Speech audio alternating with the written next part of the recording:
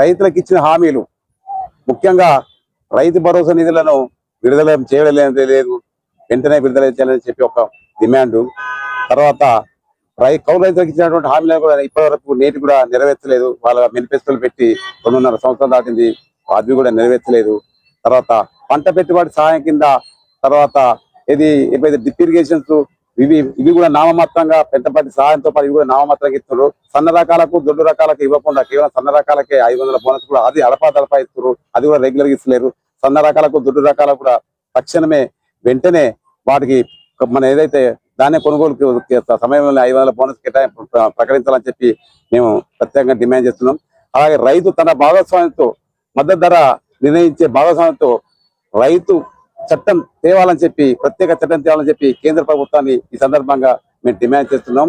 తర్వాత రైతులకు ఇచ్చిన ఏదైతే హామీలు ముఖ్యంగా యూరియా కానీ తర్వాత ఎరువులు కానీ దానికి కూడా రేషన్ పెడతారు, బ్లాక్ లిస్ట్ పెడతారు. ముఖ్యంగా ఏం చేస్తారు, గ్రామాల యూనిట్ గా వస్తారంటారు, మండలాల యూనిట్ గా ఒకసారంటారు, జిల్లా యూనిట్ గా ఒకసారంటారు. మేము అనేది ఏంటంటే గ్రామాల యూనిట్ గా తీసుకొని కానీ ఆ గ్రామానికి సరిపడేటువంటి ఎరువులను సప్లై చేసి అధ్యాయాలు వారిని విస్మరించద్దని చెప్పి మేము చేస్తున్నాం. ముఖ్యంగా మండల యూనిట్ గా తీసుకుంటే రైతులందరూ కూడా ఆ మండల వ్యాప్తంగా లాభం జరుగుతుంది. ఏది కానీ ఎరువుల కృత్రిమ కొరత సృష్టించద్దు. ఈ రైతు భరోసా నిధులను కూడా ఎప్పుడు కానీ పంట సాగు కాలం లోపలనే తక్షణంగా విడుదల చేయాలని చెప్పి మేము డిమాండ్ చేస్తున్నాం. రైతులకు ఇచ్చినటువంటి కౌలు రైతుల వాపసు చట్టం కూడా తేవాలని చెప్పి, కౌలులకు రైతులకు న్యాయం చేయాలని చెప్పి మేము ఏం చేస్తున్నాం. రైతులకు ముఖ్యంగా 50 సంవత్సరాలు నిన్న ప్రతి రైతుకు 6,000 రూపాయల పెన్షన్ ఇవ్వాలని డిమాండ్ చేస్తున్నాం. తర్వాత ఏదైతే రైతు బీమా వయో పరిమితి కేవలం 51 సంవత్సరాలు ఒకన్నది, 60 సంవత్సరాలు ఒకన్నది, దీన్ని ఇన్సూరెన్స్ రెగ్యులేటరీ కేంద్ర చట్టం ప్రత్యేకంగా సవరణ చేసి 70 ఏళ్ల వరకు రైతు బీమా వయో పరిమితిని పెంచాలని చెప్పి మేము డిమాండ్ చేస్తున్నాం. అలాగే రైతులకు వారికి ఒక మెడికల్ అలవెన్స్ కింద వారికి అన్ని రకాల వ్యాధులకు వర్తించే విధంగా ఒక హెల్త్ కార్డు 20 లక్షల రూపాయల వర్తించేటువంటి హెల్త్ కార్డులు ప్రత్యేకంగా రాష్ట్ర ప్రభుత్వం విడుదల చేయాలని చెప్పి మేము డిమాండ్ చేస్తున్నాం. రైతు భరోసా నిధులను కనుక ఇచ్చిన హామీ మేరకు ఇప్పటికే ఇయ్యలేదు కనుక ఈ 48 గంటల లోపల ఈ నిరాహార దీక్ష మన హుజరాబాద్ ప్రాంత పోరగడ్డ మీద చేస్తున్నటువంటి ఉత్సవ సమరెడ్డి గారి ప్రజా సంఘాల నాయకుడు చేస్తున్నటువంటి ఈ నిరాహార దీక్షకు మేము సంఘీభావంగా అందరూ కూడా వచ్చినాము. కనుక ఇప్పుడు 48 గంటల లోపల ఈ రైతు భరోసా నిధులు విడుదల మేము డిమాండ్ చేస్తున్నాం. ఒకవేళ కనుక విడుదల చేయకపోతే 16 అసెంబ్లీ ప్రతి సమావేశం కూడా మేము శాంతియుతంగా వేలాది మందితో ర్యాలీ నిర్వహించి మేము అక్కడ వినతి పత్రం ఇస్తాం. ఒకవేళ కనుక మా వినతి పత్రం స్వీకరించి మమ్మల్ని సాధారణంగా మాతో చర్చ జరగకపోతే మేము అసెంబ్లీని సాధన చేయకుండా ముట్టడిస్తామని చెప్పి కూడా ఈ సందర్భంగా హెచ్చరిస్తున్నాం. రైతుల న్యాయమైన డిమాండ్ల కొరకు వాటికి అతీతంగా మేము ఈ యొక్క రైతు ఉద్యమాన్ని ఒక స్వచ్ఛందంగా పునర్మించి రైతులకు హక్కులను కాల రాసే విధంగా చేసేటువంటి వాళ్ళ పాలకులకు బుద్ధి చెప్పే విధంగా ఏప్రిల్ 29 లక్షల మందితో రైతుల మహాకజన సమర పేరుని కరీంనగర్ గడ్డ మీద వాటికి అతీతంగా నిర్వహించబోతున్నామని చెప్పి ఈ సందర్భంగా మేము ప్రత్యేకంగా మేము తెలియజేస్తూ రైతు హక్కులకు న్యాయమైన హక్కులకు అందరూ కలిసి రావాలని చెప్పి అన్ని సంఘాలు ముఖ్యంగా రైతు ప్రజా సంఘాలు, మన కార్మిక కర్షక సంఘాలు, మన వామపక్ష సంఘాలు, రైతు సంఘాలు, ఓసీ సంఘాలు, బీసీ సంఘాలు, అన్ని కుల సంఘాలు వాటికి అతీతంగా అందరూ కార్మిక లోకం కలిసి రావాలని చెప్పి ఈ సందర్భంగా తెలియజేస్తూ ఈ నిరోధక చేస్తున్నటువంటి ముత్య సమరెడ్డి గారు ఒక సాహసోపేతమైనటువంటి నిర్ణయం తీసుకున్నారు. వారికి ముఖ్యంగా ఈ పోరాటాలకు కొత్త కాదు. ఈ పోరాటం ద్వారా ఈ యొక్క గడ్డ మీద మనకు రైతాంగం లోపల ఒక హక్కుల సాధన వరకు ఒక ముందడుగు అడిగింది. ప్రభుత్వం కూడా తక్షణమే రైతుల డిమాండ్లు ఇచ్చిన హామీలను తక్షణమే నెరవేర్చాలని చెప్పి ఈ సందర్భంగా మేము ప్రత్యేకంగా ఈ రాష్ట్రంలో కాంగ్రెస్ ప్రభుత్వం రేవంత్ రెడ్డి గారి నాయకత్వంలో అధికారంలోకి వచ్చి 2.5 సంవత్సరాలు గడుస్తున్నది. ఎన్నికల ముందు ఇచ్చిన హామీలు నెరవేర్చడంలో రాష్ట్ర ప్రభుత్వం పూర్తిగా వైఫల్యం చెందింది.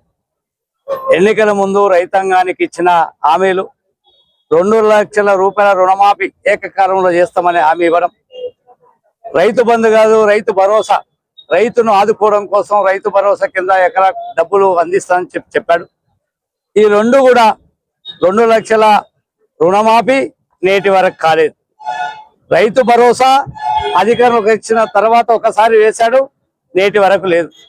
ప్రతి పునాస స్టార్ట్ కాగానే పంటలు వేసే ముందు రైతు భరోసాకి వేయాల్సిన డబ్బులు వేయాలి, ఇప్పటి వరకు లేదు.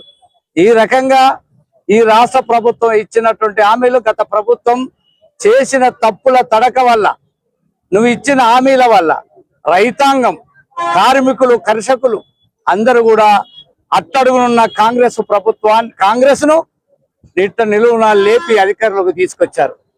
అయ్యా ధరణి ద్వారా రాష్ట్రంలో రైతాంగం తీవ్రమైన సంక్షోభంలోకి ఎదుర్కొంటున్నారు. తప్పుల తడకగా ధరణి ఏర్పడింది. భూస్వాములు గతంలో భూములు పట్టాదారు అమ్ముకున్న పట్టా ఉన్నటువంటి వాళ్ళకి ఎక్కినాయి. ఈ ధరణి తీసేసి భూ మాతగా తీసుకొస్తామని చెప్పి ఈ రోజు లక్షలాది మంది రైతులు మరి ఆఫీసుల చుట్టూ మీ సేవలో పెట్టి ఆఫీసుల చుట్టూ తిరిగినా అసలు దానికి దీనికి తేడే లేదు. నువ్వు ఇప్పటి వరకు ఏమీ అమలు చేయలేదు. అసలు ఏం ప్రభుత్వము, నువ్వు ఏం చేస్తున్నావు? ఏమనంటే గత ప్రభుత్వం ఆర్థిక సంక్షోభాన్ని సృష్టించింది, మేము చేస్తున్నాం. అయ్యా మీరు పరిపాలన పైన, ప్రజల పైన, రైతాంగం పైన, అట్టడు ఉన్నటువంటి రైతు కూలీలు, కార్మికులు, కర్షకుల యొక్క సమస్యల పైన పట్టు సాధించలేకపోతున్నావు. ఈ ప్రభుత్వం కేవలం ఎవరికి వారే మంత్రులుగా దోపిడీగా దోసుకుంటున్నారు ఈ రాష్ట్రాన్ని తప్ప నువ్వు ప్రజలను పట్టించుకున్న పరిస్థితి కొనసాగడం లేదని ఈ రోజు రైతులు, హుజురాబాద్ అంటేనే విప్లవాల గడ్డ, హుజురాబాద్ ప్రాంతము కన్నెర్ర చేస్తే ఈ రాష్ట్రం అగ్గిగుండం అవుతుంది.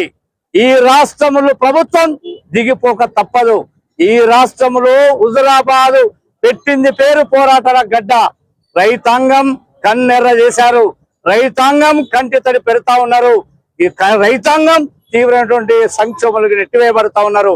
అన్ని వర్గాల ప్రజలు ఏకం చేస్తారు. రైతాంగం అన్ని వర్గాల ప్రజలు ఏకం చేస్తే ఈ రాష్ట్ర ప్రభుత్వం ఒక క్షణం కూడా పరిపాలన కొనసాగించలేదు.